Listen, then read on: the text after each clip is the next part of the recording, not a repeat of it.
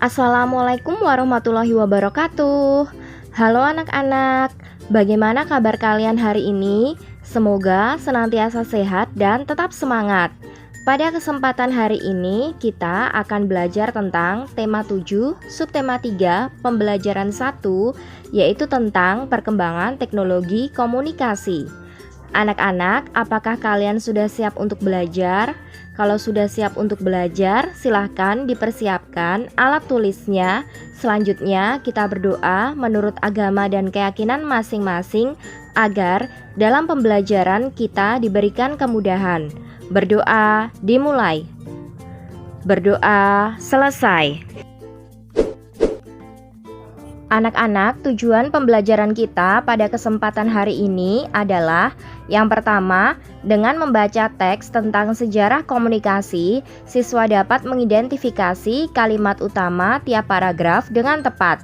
2. Dengan mengamati contoh karya dekoratif, siswa dapat menentukan kombinasi garis, warna, dan bidang untuk dibuat karya dekoratif yang rapi dan percaya diri.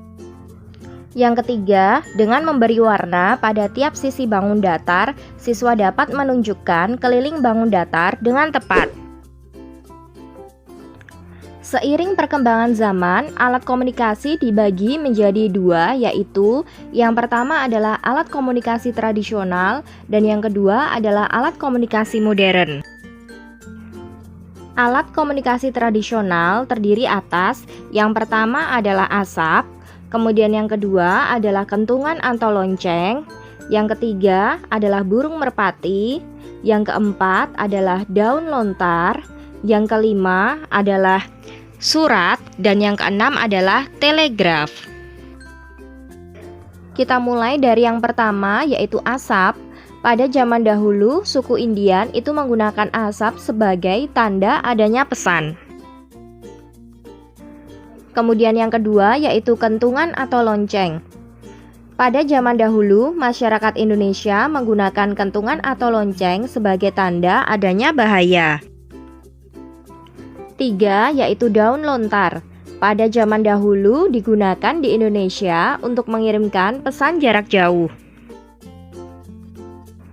Yang keempat adalah surat.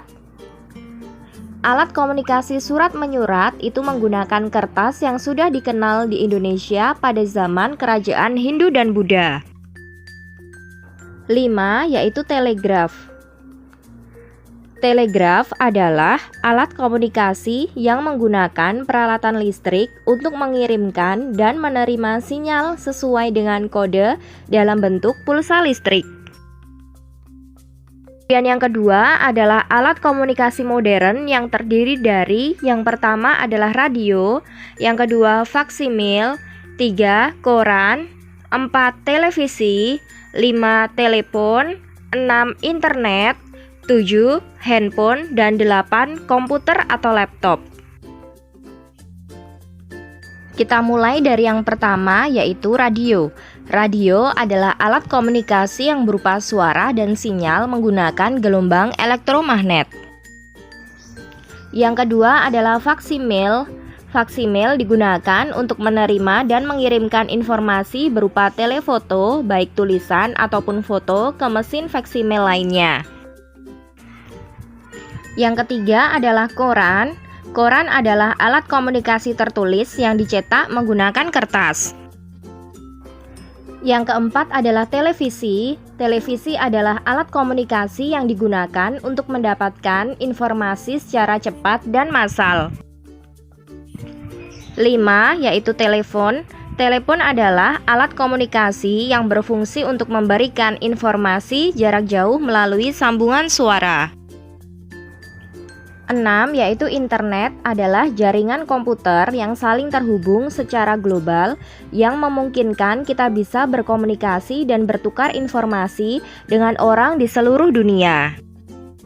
Kemudian yang ketujuh adalah handphone. Handphone adalah alat komunikasi yang merupakan versi modern dari telepon dan memungkinkan berkomunikasi lebih cepat lancar. Kemudian yang kedelapan adalah komputer atau laptop. merupakan suatu alat yang digunakan untuk memanipulasi dan mengolah data sehingga bisa ditampilkan dan dikirimkan menjadi sebuah informasi kepada orang lain. Anak-anak, selanjutnya coba kalian baca teks berikut. Sejarah komunikasi. Komunikasi adalah cara penyampaian gagasan antar manusia. Pada awalnya, komunikasi dilakukan secara tatap muka dan pesan disampaikan secara lisan. Namun, kebutuhan untuk menyampaikan informasi secara tidak langsung juga dapat diperlukan, sehingga ilmu tentang komunikasi semakin berkembang. Ada bermacam-macam cara penyampaian pesan dari jauh. Suku Indian menggunakan asap sebagai tanda pesan. Di Indonesia dikenal adanya kentungan. Kentungan digunakan untuk penyampaian tanda bahaya bagi warga. Selain kentungan, gong dapat menjadi pilihan sebagai penyampaian pesan. Salah satu penyampaian pesan secara tertulis adalah melalui surat. Sebelum adanya kertas, surat ditulis di atas daun lontar. Pada saat mesin cetak telah diciptakan, alat komunikasi berkembang melalui surat kabar atau koran. Setelah surat kabar, media komunikasi seperti radio dan televisi mulai berkembang. Saat ini ada jaringan internet. Manusia dapat bertukar informasi melalui surat elektronik. Manusia dapat juga bertukar informasi melalui berbagai jejaring sosial. Jejaring sosial dapat menghubungkan ke belahan dunia manapun. Setelah kalian membaca teks tersebut, coba kalian tuliskan kalimat utama pada masing-masing paragraf. Misalnya seperti ini, pada paragraf pertama, kalimat utamanya adalah komunikasi adalah cara penyampaian gagasan antar manusia. Kemudian pada paragraf 2, kalimat utamanya adalah ada bermacam-macam cara penyampaian pesan dari jauh. Untuk paragraf 3 dan 4, kalian bisa mencarinya sendiri ya kalimat utamanya.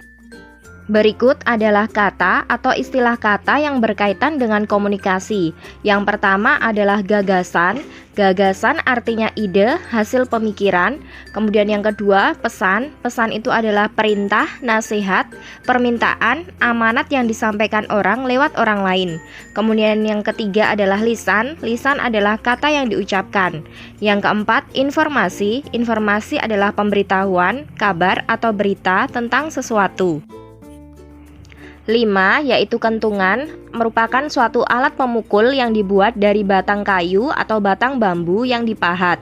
6. Penyampaian. Penyampaian adalah suatu proses, cara, perbuatan menyampaikan. Kemudian yang ketujuh, surat. Surat adalah kertas dan sebagainya yang tertulis.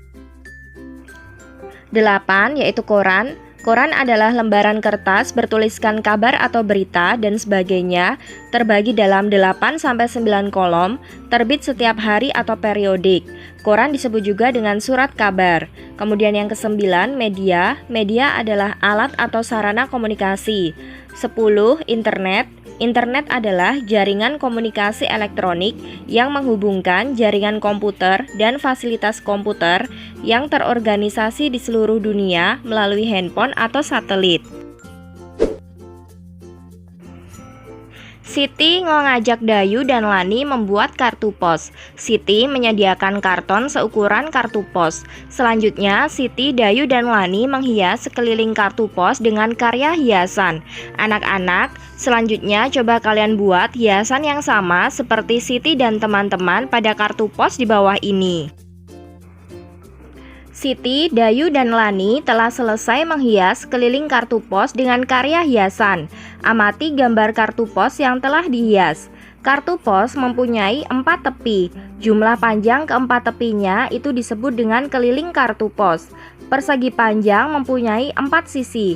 Jumlah panjang keempat sisinya disebut keliling persegi panjang. Setiap bangun datar memiliki keliling. Kita dapat menemukan keliling dari setiap bangun datar dengan mudah. Selanjutnya, amatilah gambar-gambar di bawah ini. Tebalkan sisi yang membentuk keliling dari bangun tersebut. Misalnya di sini ada bangun persegi panjang. Bagian yang diberi warna hijau itu adalah keliling dari bangun tersebut. Nah, bagian yang diberi tanda putus-putus ini bukan termasuk keliling ya, anak-anak. Ini adalah garis diagonal. Kemudian gambar yang kedua adalah seperti ini. Apabila kita tebalkan bagian yang merupakan keliling-kelilingnya, maka akan menjadi seperti ini. Yang diberi warna merah ini adalah kelilingnya ya anak-anak. Untuk gambar yang lainnya kalian bisa mencobanya sendiri ya. Anak-anak, demikianlah materi pembelajaran kita pada kesempatan hari ini. Semoga pembelajaran hari ini bermanfaat ya. Wassalamualaikum warahmatullahi wabarakatuh.